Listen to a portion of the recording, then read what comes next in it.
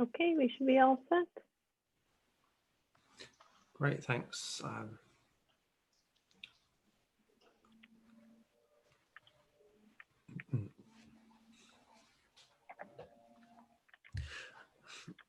Okay, so welcome back everyone to the final talk of the day. So before we start, I'll remind you that there is a poster session tomorrow, and I believe it's not too late if you want to present a poster. Just email the IMA staff with a title and an abstract. Okay, so our last talk of the day is going to be given by Yifei Liu, and she's going to talk about blind hyperspectral unmixing based on graph regularization. Thank you very much. Thank you. I'd like to first thank the organizer of this workshop for inviting me and giving me the opportunity to present my recent work. Secondly, I'd like to acknowledge the co-author of this project. Jin Qing is an assistant professor at University of Kentucky.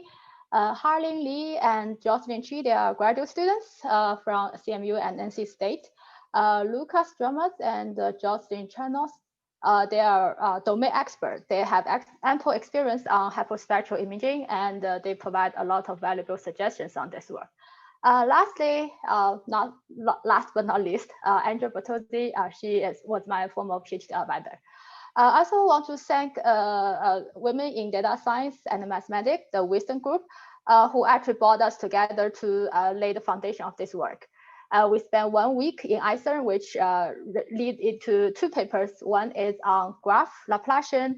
It's a conference paper. And then recently we got another paper accepted by transaction on geoscience and remote sensing. This is about graph total variation. So both of paper will be my focus of the talk. Okay, my talk goes as follows. First, I will present some background knowledge, including the graph calculus. I know this workshop is based on graph, but I just want to set up the notation and then mention some important aspects that I will be using in my talk. And then I will talk a little bit about PDE point of view, which is basically the total variation and Ginzburg-Langdau. Then I will describe what is the problem in hyperspectral unmixing. Our models, our methods are like 2 regularizations on the graph, which is graph Laplacian and graph total variation. In the experiment section, I will present some the results in comparison to some literature on both synthetic data as well as real data on hyperspectral unmixing. Finally, I will conclude my talk. Okay, background. So we consider a weighted graph. It's denoted by G equal to a set of vertices called V, a set of edges, which is E, and a weight function defined on every edge. And this weight function can be modeled as a matrix, and then we often assume this matrix is non-negative and symmetric. Okay. And then let's define some functional space so that we can formulate this more mathematically. We define the hyperspace of functions defined on the vertex. We call it h of v, and the function defined on the edge, we call it h of v, e. So in short, I would just call vertex space and edge space. Okay. And then let's look at so in calculus, we talk about derivative, we talk about integration, we talk about divergence, Laplacian, right? So everything can be translated to graph language. So let's first look at the difference operator. So difference operator is a map that goes from a vertex space to edge space.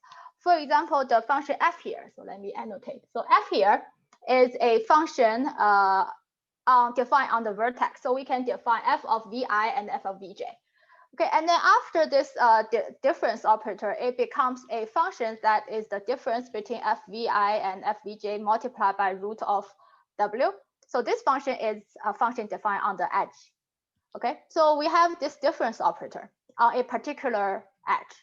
Okay, and then so this difference operator can be think as a function, as a derivative at a number, while the gradient operator is a derivative as a function.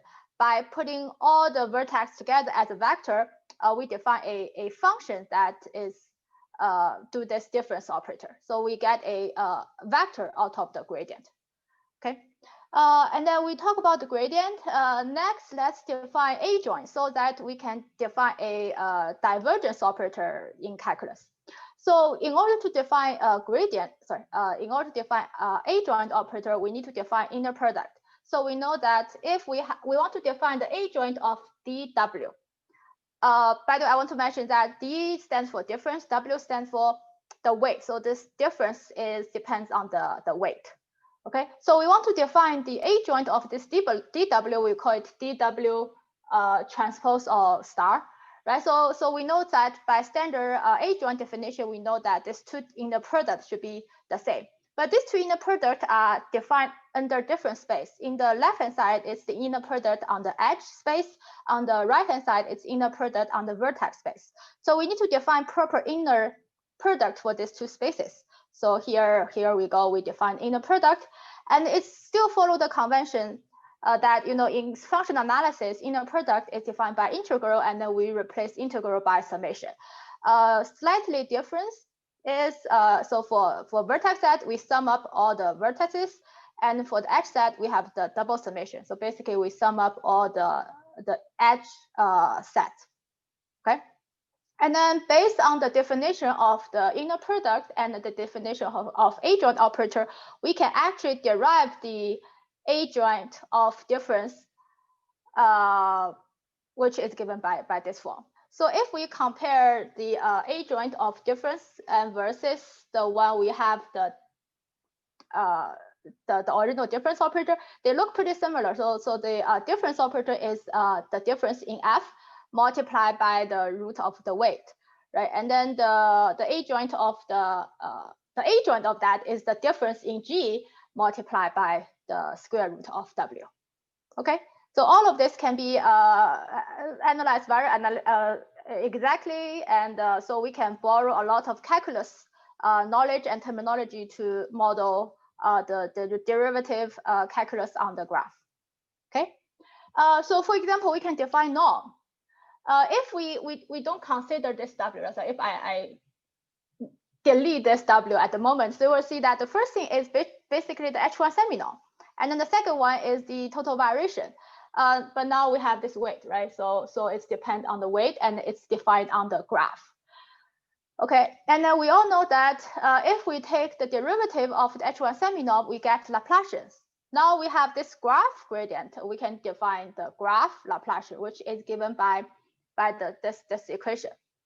Okay, and this equation can be written as a multiplication of a matrix times vector. So now f is not a function anymore. It is a vector by stacking all the vertex into a vector. So we get a vector of f.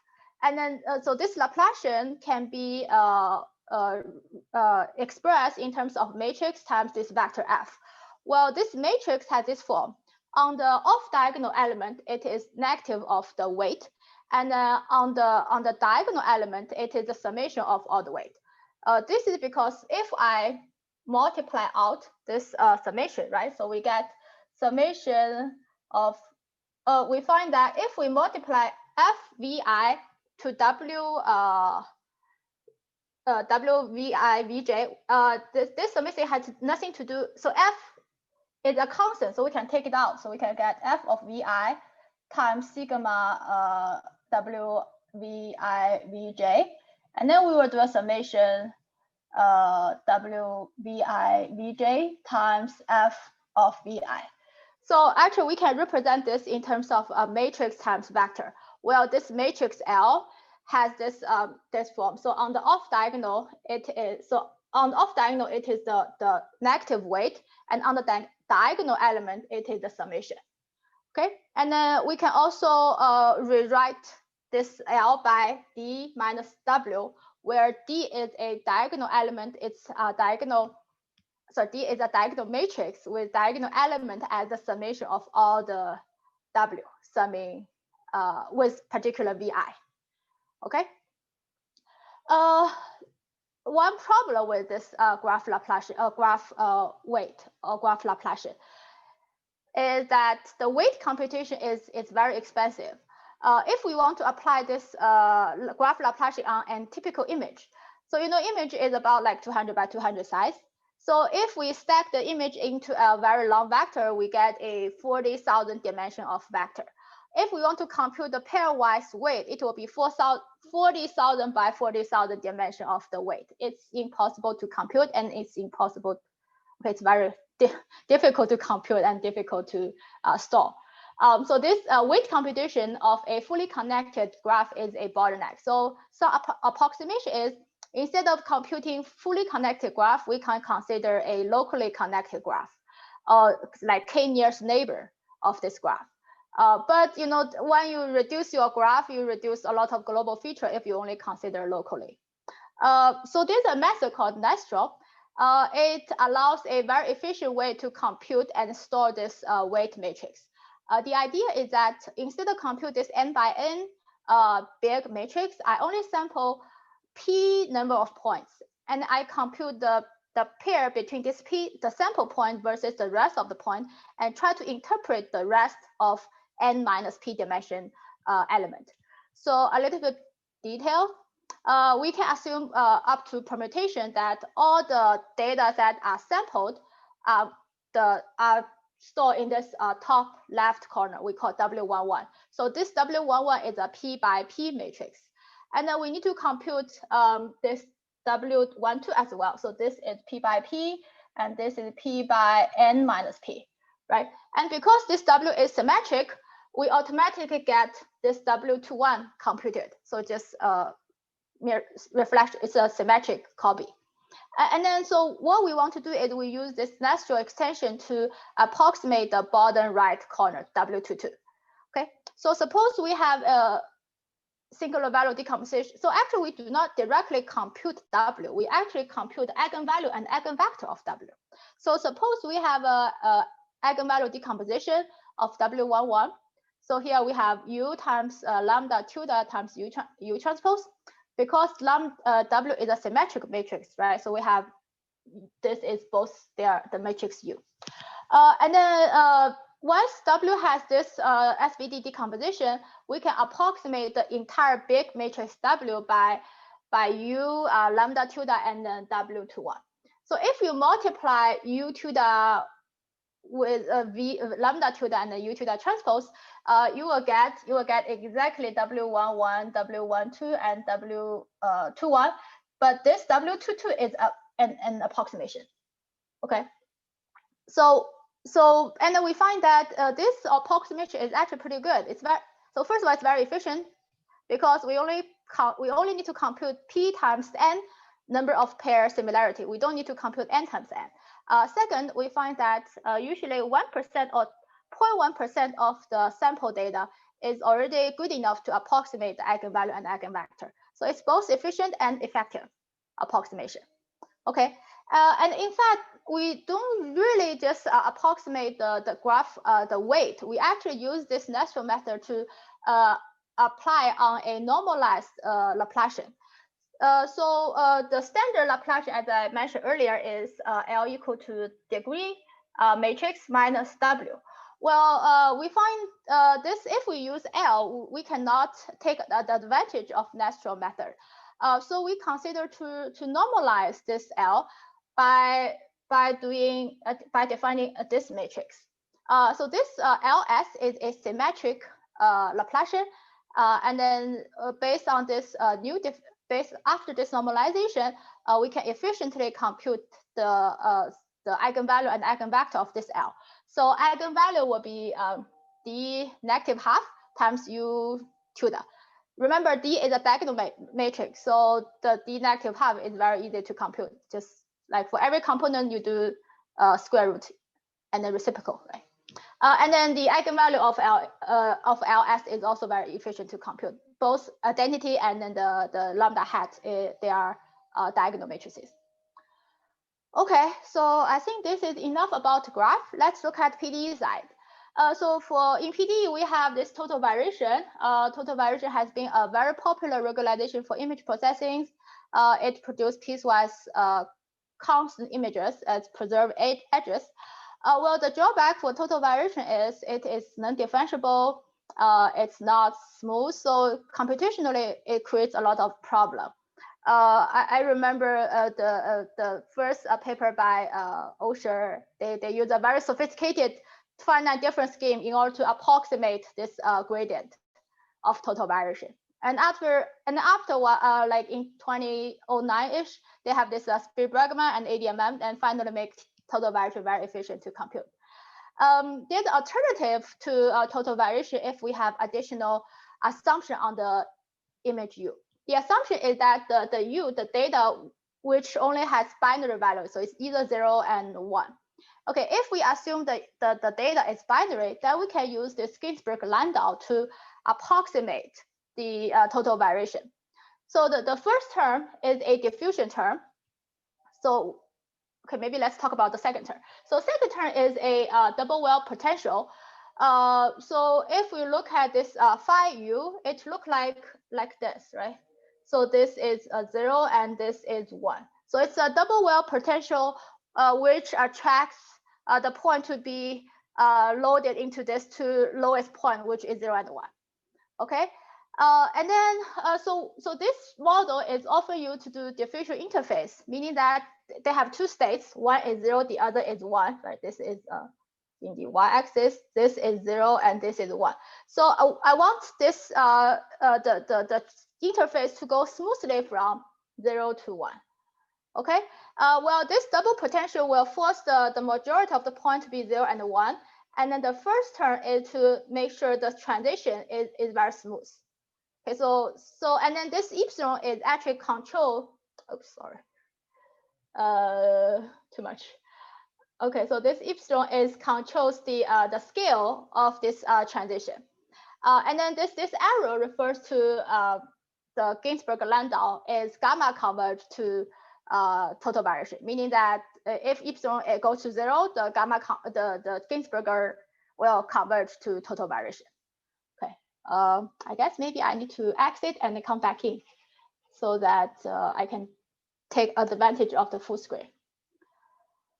Okay, I assume you can still see my screen, right? Everything works fine. Okay. Yes, okay, good. Okay, so yeah, so this is about PD. We talk about the Ginzburg-Langdau to approximate total variation, and now we borrow the same idea on the graph. So the Laplacian, so the H1 semi-norm will be replaced by the Laplacian. So it will be U inner product between U and L of U, and then the second term is the same for the double well potential. Okay.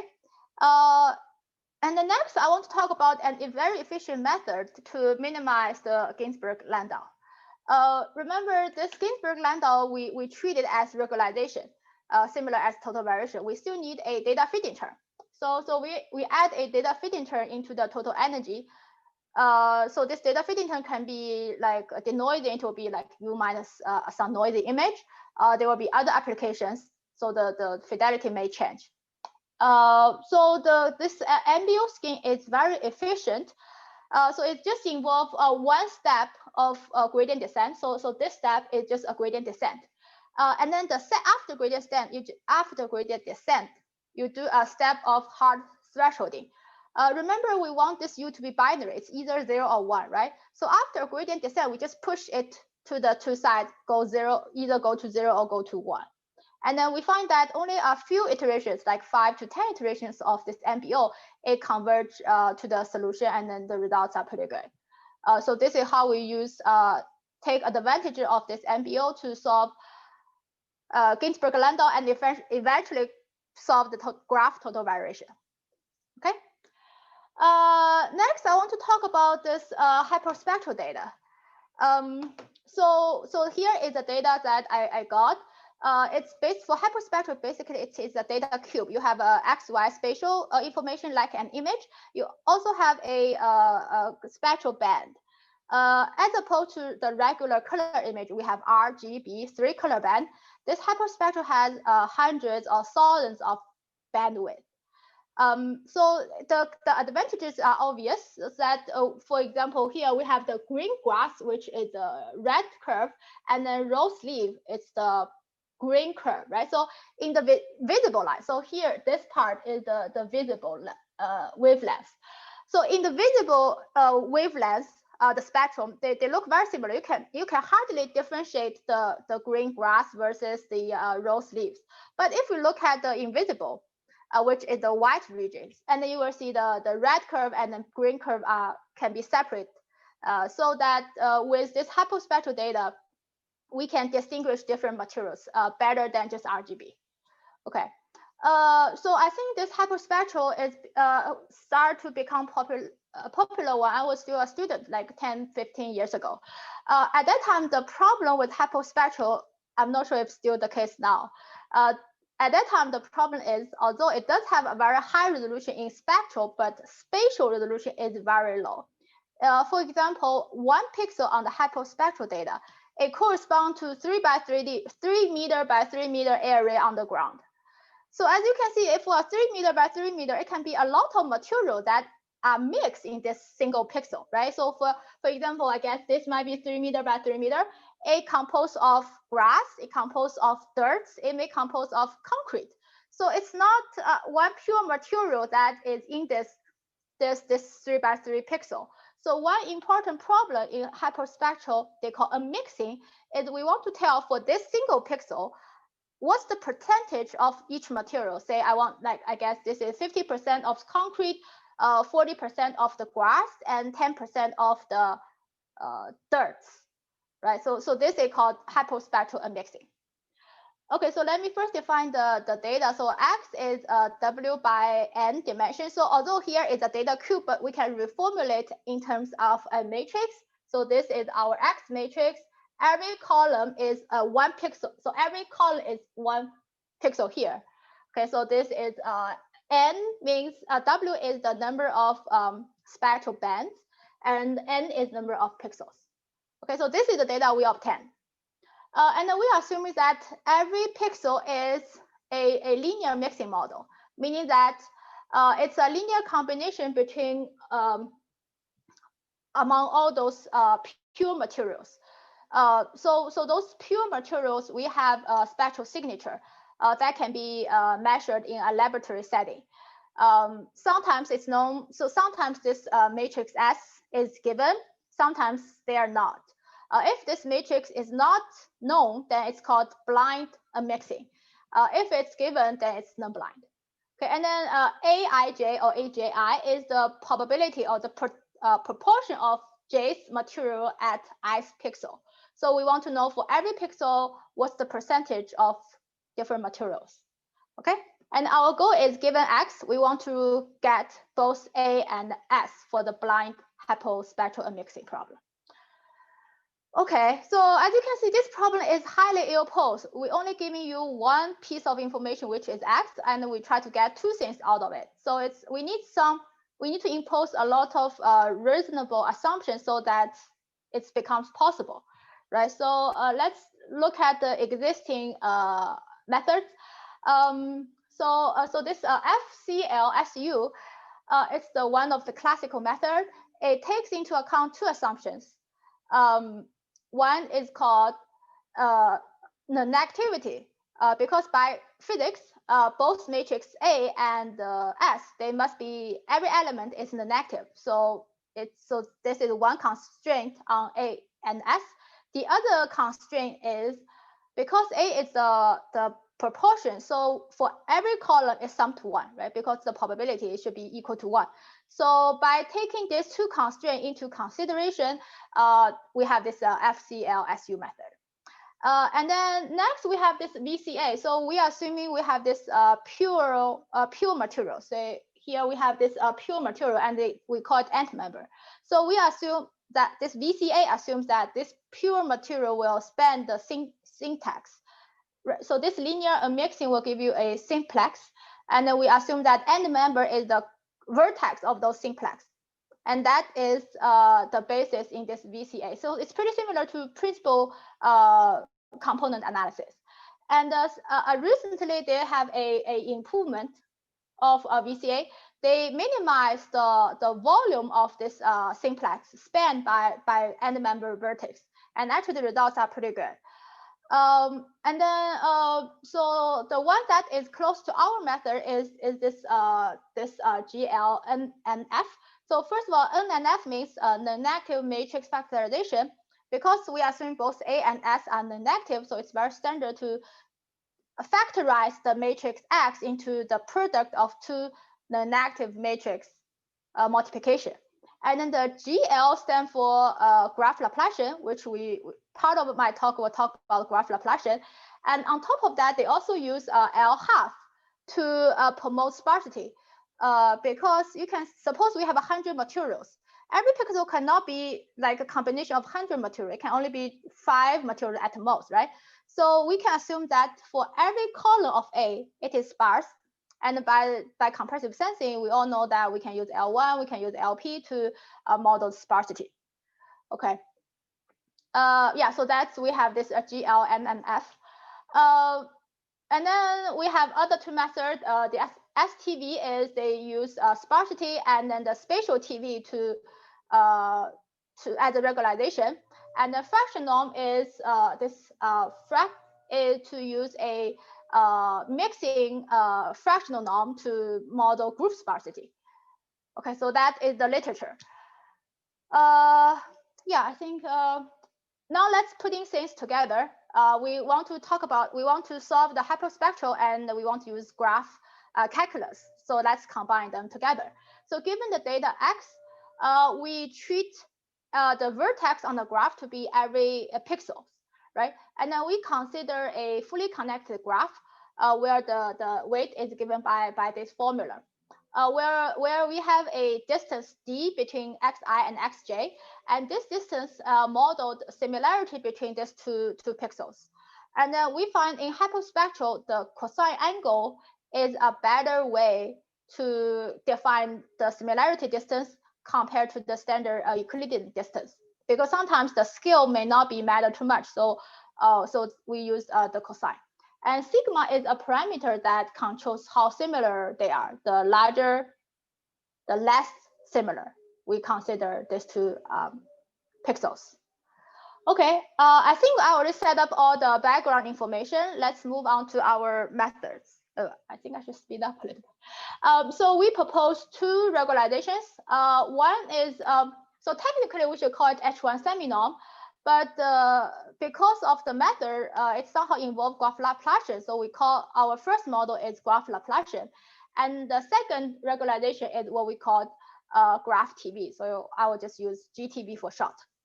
And then the motivation for using this two minimization on the abundance map is that we assume if in the hyperspectral data xi and xj are similar, then we want to impose that ai and aj in the abundance map should also be similar. So that is our motivation, and then we formulate this assumption by using graph L and GTV.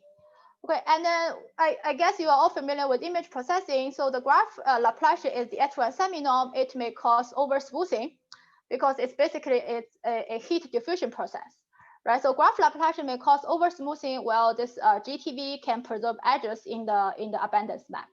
But now the extension is that it's not the standard spatial TV or spatial Laplacian, but it's actually in a local fashion, meaning that we consider a fully connected weight.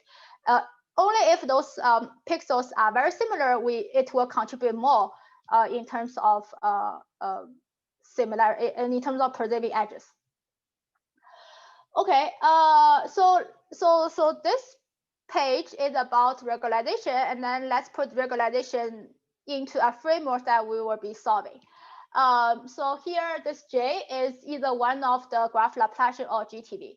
And then the first term, half of x minus SA is the data fitting term. So we consider the x is equal to S of A. Note that XA and S, they all matrices, so we use a Fubini norm. And then here we consider the constraint sets, right? So we have this omega is a set of the negative matrices, and then this pi is the negativity plus sum to one constraint. So we want to assume S is the negative, A is the negative, and sum to one. Okay, so this is our model, and in order to apply an optimization method called ADMM, we rewrite it by using a indicate function. So we change a constraint minimization into an unconstrained problem by introduce this indicate function. Okay. Oh, I should explain that what is AI hat versus AI. So this AI hat is a normalized AI, if you will. So it will be AI divided by the diagonal element of the D matrix. Okay, so because of this AI hat, we can rewrite the H1 seminorm by the trace of A times LS times A transpose. We want to use LS rather than L because we have a fast algorithm to compute or approximate the normalized L, but not the standard L. So we have to add a hat to get a fast computation. Okay, so remember this is the graph Laplacian, and then we introduce two auxiliary variables B and C, and rewrite it into a constraint problem. But this constraint is good, which enable us to apply ADMM. So we have this constraint minimization.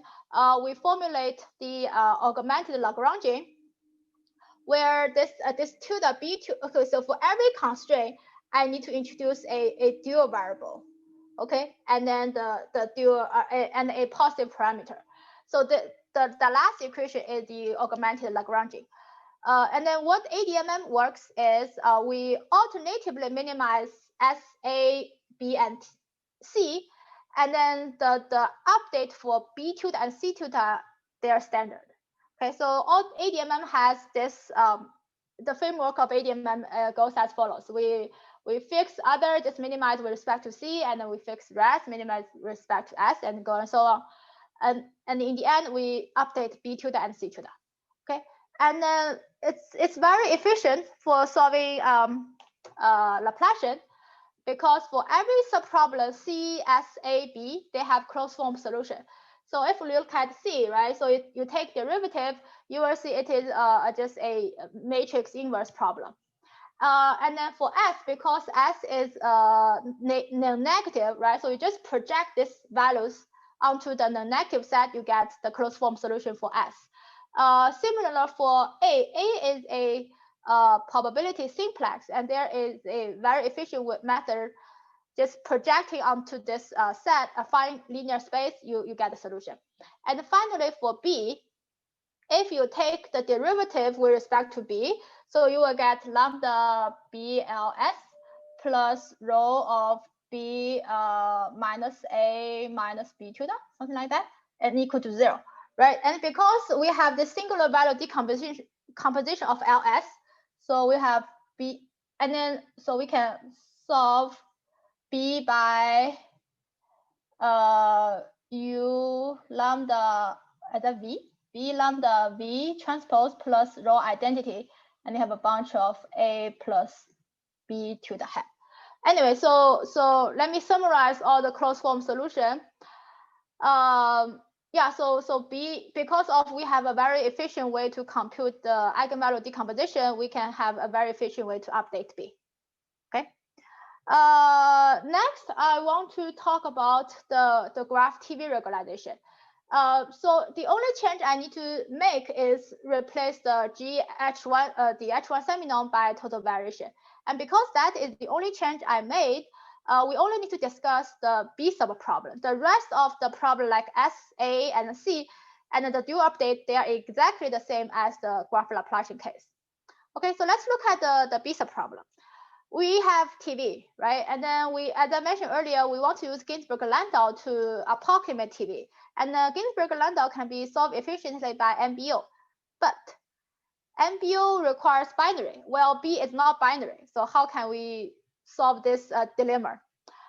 So first of all, yes, as I mentioned, we approximate GTV by Ginzburg-Langdau.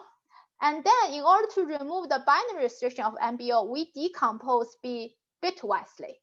Okay, so the detail is in the next slide. So we do a binary decomposition. So we decompose a standard range of B from 0 to 1 into a bit information for bit channel. And then so we call it B of M. Every M, suppose we have capital M of channel, this little m is index for every channel. For every B of M, we minimize the Ginzburg. Now this BM is either 0 or 1. Okay, and then we apply the BMBO on this every BM channel. And eventually, once we update all the BM, we put them together, we get back to the update for B. Okay, and then the MBO update, and if we work out the analysis, it's basically a gradient. So these 3 steps are the gradient descent, but because we have the efficient SVD decomposition, we want to take advantage of it. So it looks a little bit complicated, but it's just to make computation actually more efficient. And finally, it follows by a hard thresholding to make 0 and 1. Okay.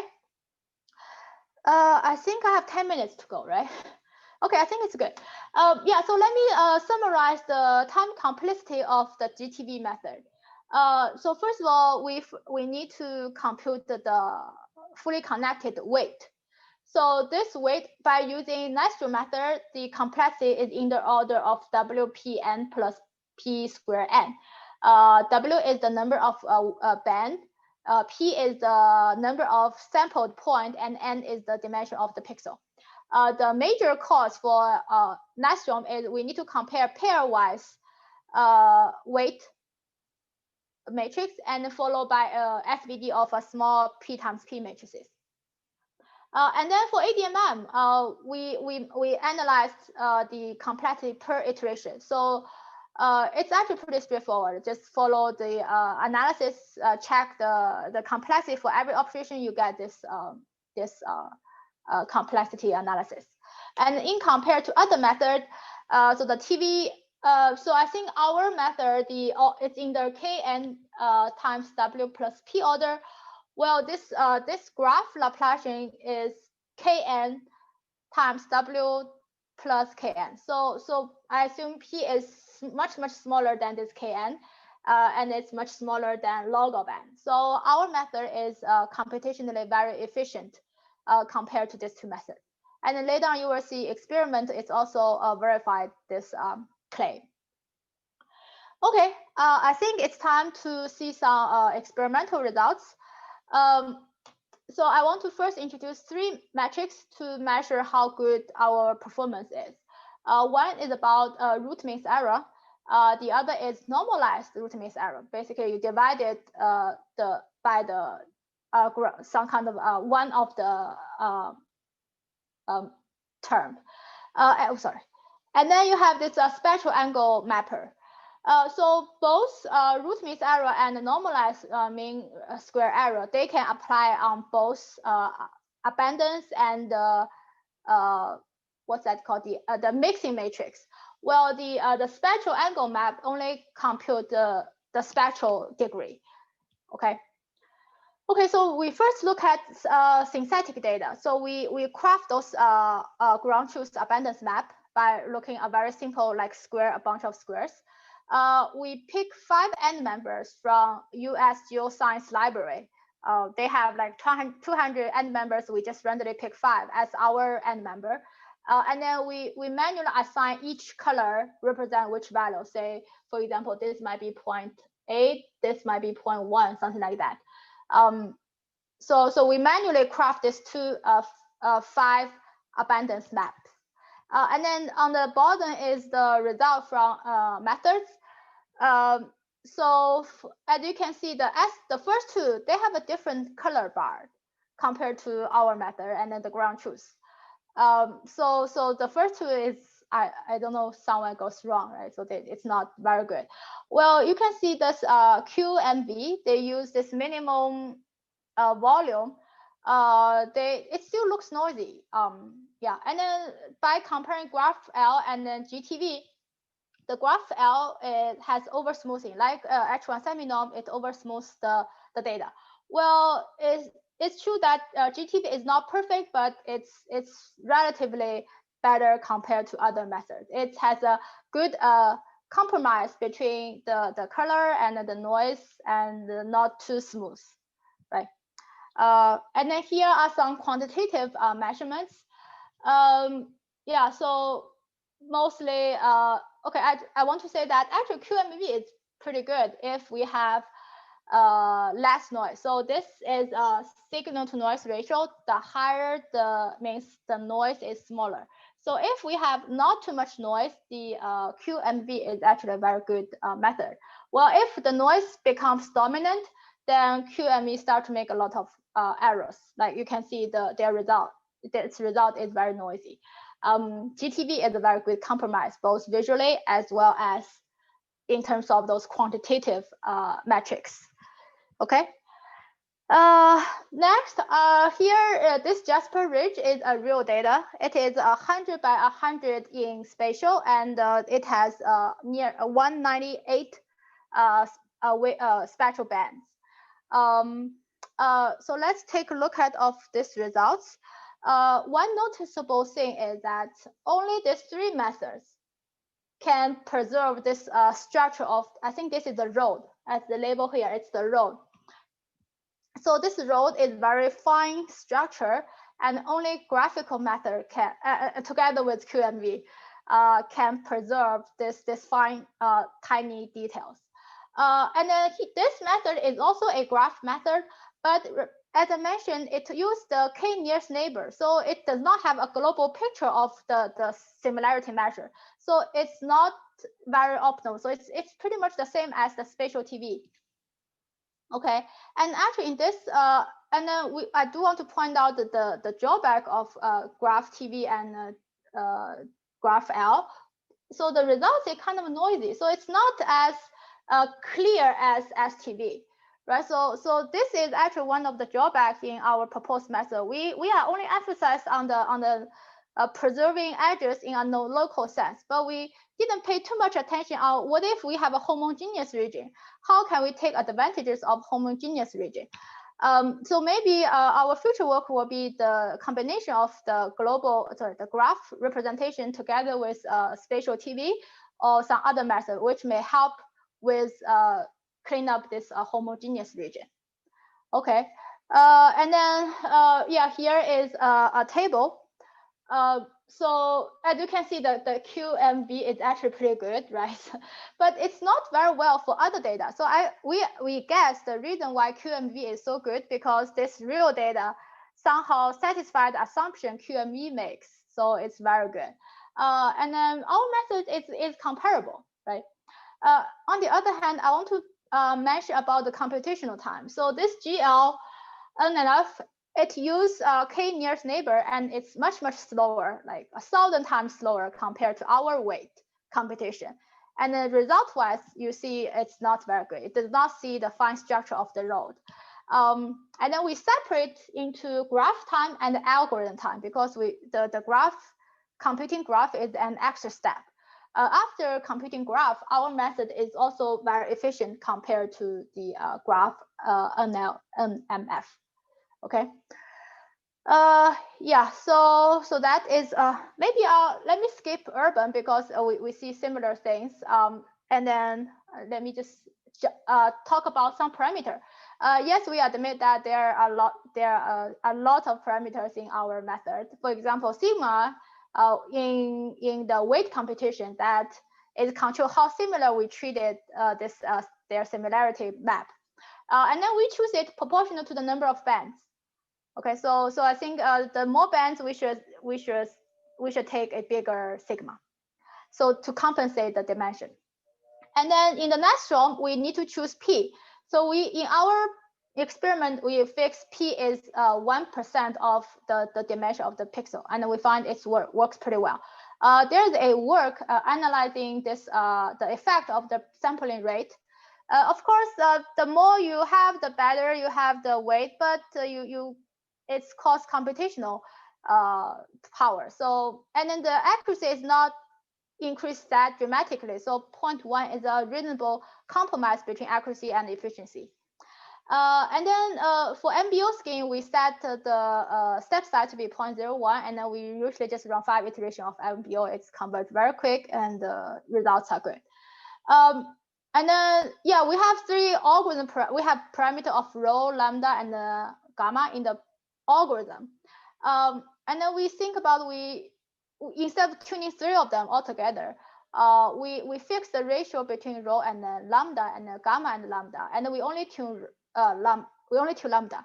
And then we find that with this special choice of parameter, so we have 2 columns here. The first column is we have a dense grid to search for the optimal parameter for 3 parameters individually. And then the second column is I fixing the ratio, only tuning lambda.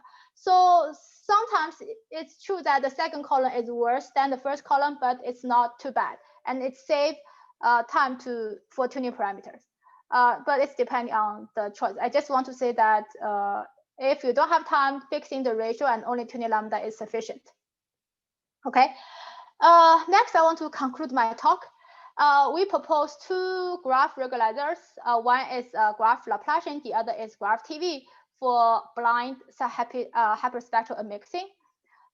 We apply Nyström method to approximate eigenvalue and eigenvectors of a normalized graph Laplacian, so to speed up and also help with the storage burden. Specifically for this graph TV method, we adopt the Ginzburg-Langdau approximation, and which can be solved by MBO at every bitwise channel. Future work include a combination of graph TV and special method to deal with relatively smooth region. I think that's all my talk. Thank you for your attention, and any questions? Okay, thank you very much for the talk. If you have any questions, please use the chat box, or if you raise your hand, I'll unmute you. Maybe whilst waiting, I can ask sort of a question about, I mean, I guess there's a number of sort of parameters which you have to choose, and but also modeling choices as well. So things like how you choose, the similarity function D, and also this. Yeah, so I was going to say, so also the way, so you renormalize the Laplacian so you can apply this Nyström method, but that also in a way is a modeling choice. So I mean, have you sort of looked at, I mean, does this really affect the performance, or is everything? I think this work is based on a lot of prior work that already built a very strong foundation. So so first of all, the number of samples, like the P,